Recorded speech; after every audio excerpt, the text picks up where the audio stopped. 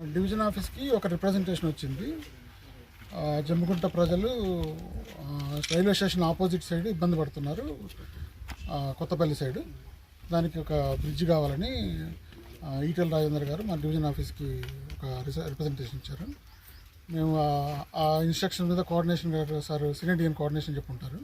ఆయన ఇన్స్ట్రక్షన్ మీద ఇక్కడ మేము సర్వే చేయడానికి వచ్చాము. మేము ఫీజిబిలిటీ రిపోర్ట్ అంతా తయారు చేసి పంపించిన తర్వాత వర్క్ శాంక్షన్ చేసి దానికి బ్రిడ్జ్ కట్టడం జరుగుతుంది. బ్రిడ్జ్తో పాటు పబ్లిక్ ఒక బుకింగ్ ఆఫీస్ అడుగుతున్నారు, ఒక ఎస్కలేటర్ అడుగుతున్నారు. అవన్నీ మన పై అధికారులకి ప్రపోజల్స్ పంపిస్తాము. దాని ఫీజిబిలిటీ ప్రకారం శాంక్షన్ చేస్తారు. Thank you.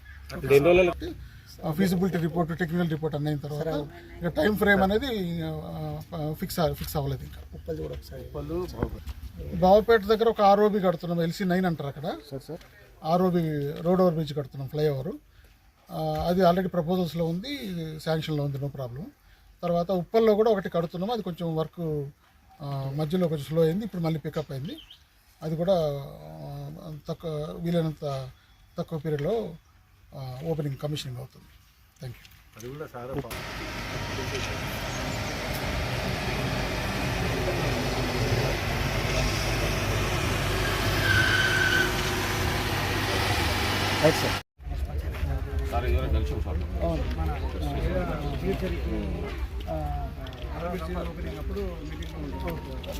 అయితే ఈ సైడ్ ఈ పబ్లిక్ ఎన్ని డెవలప్మెంట్ పెరిగిపోయింది కదా, వాళ్ళకి పోవడానికి ఇబ్బంది అవుతుంది. ఈ సైడ్ ఎక్స్టేషన్ అడుగుతున్నారు.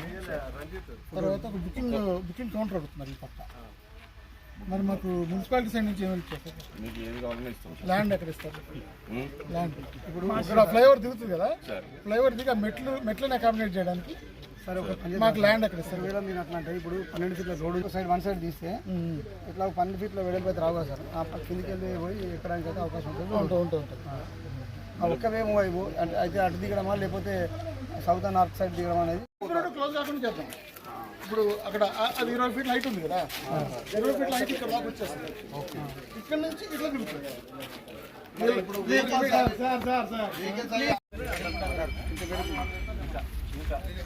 ఇక్కడ కోసం నిలవడం మరి